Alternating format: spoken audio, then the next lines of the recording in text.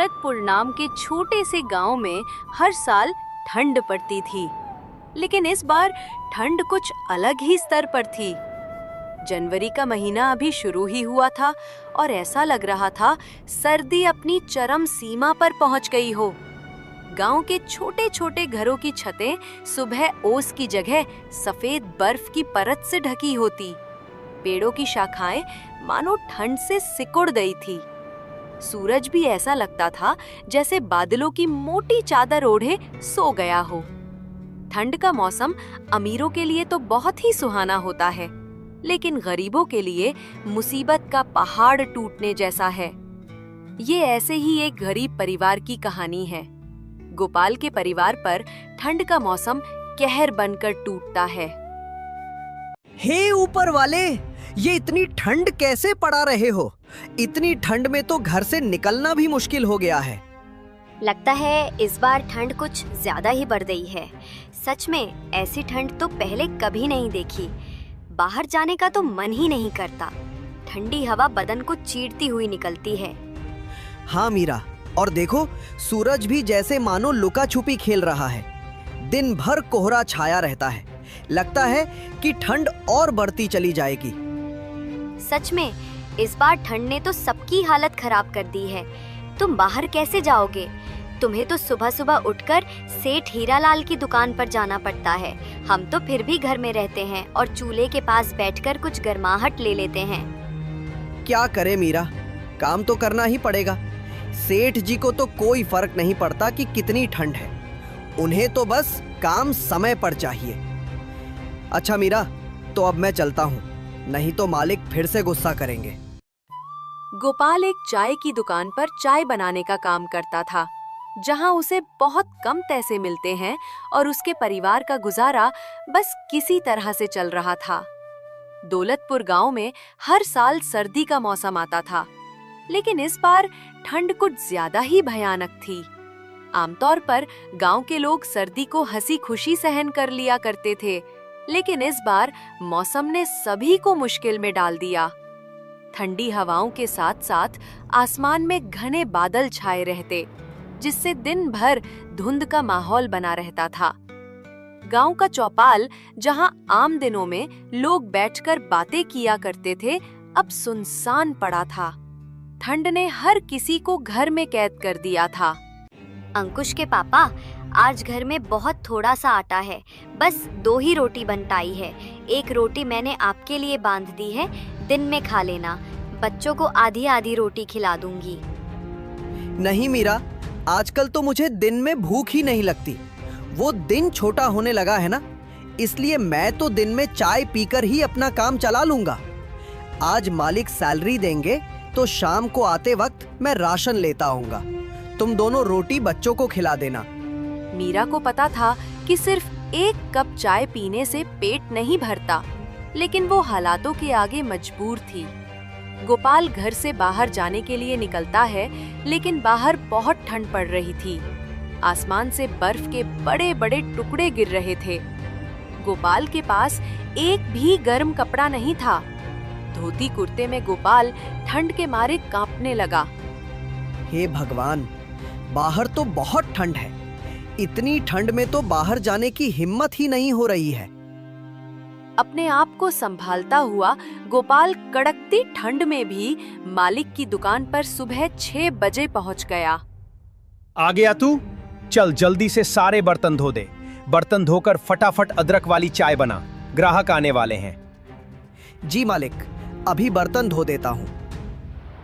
बर्फ जैसे ठंडे पानी में बर्तन धोना गोपाल के लिए बहुत मुश्किल होता था, लेकिन वो कहते हैं ना कि गरीबी सब कुछ करा देती है। बर्तन धोकर गोपाल ने ग्राहकों के लिए चाय बनाई और सबको चाय दी। चूल्हा जलाने के बाद गोपाल को ठंड से थोड़ी राहत मिली। गोपाल का बहुत मन हो रहा था कि एक कप चाय वो भी पी ले। हे भगवान, ठंडे पानी से बर्तन धोने के बाद हाथ तो मानो जैसे जम ही गए। इतनी ठंड हो रही है, क्यों ना एक कप चाय मैं भी पी लूं। उसने मालिक को एक कप चाय दी और खुद भी एक कप चाय पीने लगा। तभी मालिक ने उसके हाथ में चाय का कप देख लिया और गुस्से से भड़कने लगा।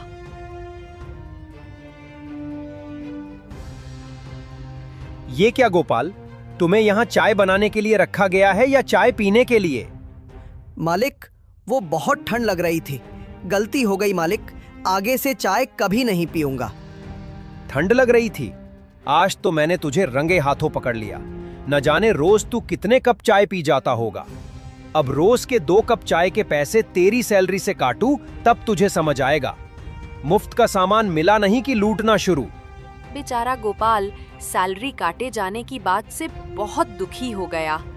उसे नहीं पता था कि 1 कप चाय की उसे इतनी भारी कीमत चुकानी पड़ जाएगी। शाम को उसे मालिक ने आधी सैलरी दी। मालिक, मुझे माफ कर दीजिए, अब से मैं चाय नहीं पीऊंगा, लेकिन मुझे पैसे पूरे दे दीजिए। मैं सच कहता हूँ मालिक, आज मैंने पहली बार चाय पी थी। वो पहनने के लिए गर्म कपड़े नहीं है ना, इसलिए मुझे ठंड ज्यादा लगती है। अरे वाह, पूरे पैसे दे दूं तुझे और मुफ्त की चाय भी पिलाऊं?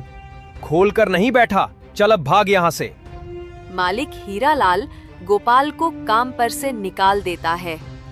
काम से निकाले जाने पर गोपाल बहुत दुखी था।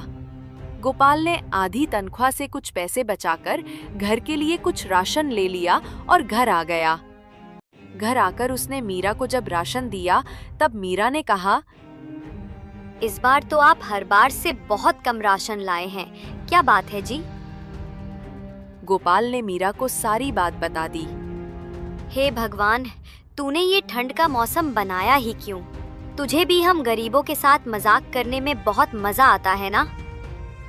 तुम परेशान मत हो मीरा, देखना एक दिन सब कुछ ठीक हो जाएगा।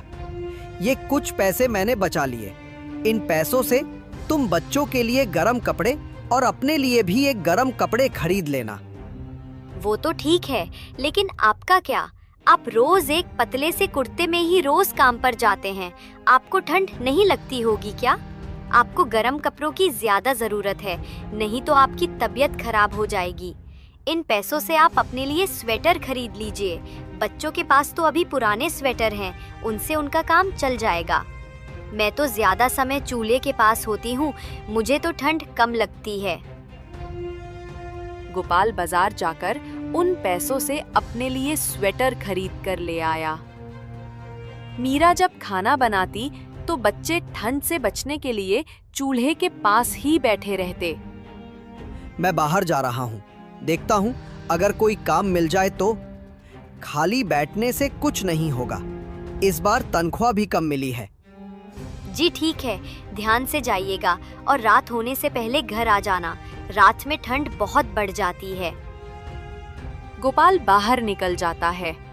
बाहर ठंडी ठंडी हवाएं चल रही थी। गोपाल काम की तलाश में आगे बढ़ जा रहा था। भैया, आपके पास अगर मेरे लायक कुछ काम हो तो दे दीजिए, मैं कोई भी काम कर लूंगा। ठंड में तो वैसे भी मेरा काम बिल्कुल ठप पड़ गया है, मेरा खुद का खर्चा नहीं निकल पाता, उसमें मैं तुम्हें कहां से सैलरी दूंगा भाई? मेरे पास तो तुम्हारे लिए कोई काम नहीं है। गोपाल काफी जगह काम ढूंढता है मगर उसे कहीं काम नहीं मिलता। हे भगवान, अगर काम नहीं मिला तो गुजारा कैसे होगा? गोपाल ये सब सोच ही रहा था कि तभी वहाँ पर एक बूढ़ी अम्मा आती है।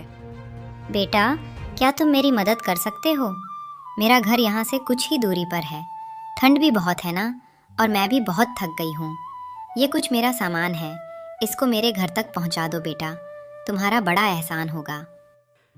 ठीक है माताजी, चलिए मैं अभी आपका सामान आपके घर तक पहुँचा देता हूँ। गोपाल सामान उठाता है और अम्मा के साथ चल पड़ता है। ये लो अम्मा, आ गया तुम्हारा घर। अम्मा, तुम यहाँ अकेली रहती हो? यहाँ तुम्हारे साथ और कोई नहीं रहता? हाँ बेटा, मैं यहाँ अकेले ही रहती हूँ, मेरे परिवार में और कोई नहीं है, बस ये एक मेरी लक्ष्मी है। ठंड बढ़ गई है ना, इसलिए जंगल से कुछ लकड़ियाँ लेने गई थी, आते आते देर हो गई। वो तो शुक्र है भगवान का जो वहाँ तुम मुझे मिल गए। अच्छा अम्मा, अब आप लकड़ियाँ जलाकर आराम कीजिए, मैं चलता हूँ, मुझे घर के लिए देर हो रही है। ठीक है बेटा, लेकिन मैं चाहती हूँ कि तुम मेरी लक्ष्मी को भी अपने साथ ले जाओ। मैं बहुत बूढ़ी हो चुकी हूँ, मैं लक्ष्मी का ढंग से ख्याल नहीं रख पाती, इसलिए मैं चाहती हूँ कि तुम मेरी लक्ष्मी का ख्याल रखो। ठीक है अम्मा, अगर आप इतना जोर डाल रही हैं तो आज से मैं आपकी लक्ष्मी का ध्यान रखूंगा। बेटा, इसे चारा सही से खिलाना तो ये तुम्हें बहुत सारा दूध देगी। ठीक है अम्मा, जैसा आप कहो, मैं आपकी लक्ष्मी का बहुत अच्छे से ख्याल रखूंगा।